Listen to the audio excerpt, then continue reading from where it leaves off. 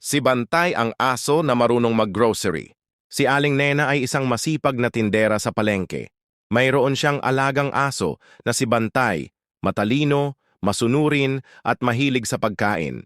Pero may isang problema, tamad lumabas ng bahay si Aling Nena.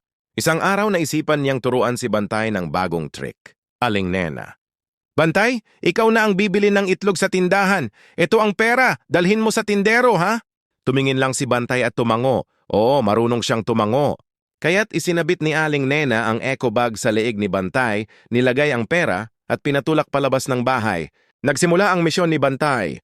Dumating si Bantay sa tindahan. Lahat ng tao napatingin. "Uy! Yung aso ni Aling Nena nag-go grocery." Lumapit si Bantay sa tindero, tumahol ng isang beses at inilabas ang eco bag. Tindero: "Itlog ang gusto mo?" Tumango si Bantay. Tama, tumatango talaga siya. Like, share, at subscribe para sa mas maraming nakakatawang kwento.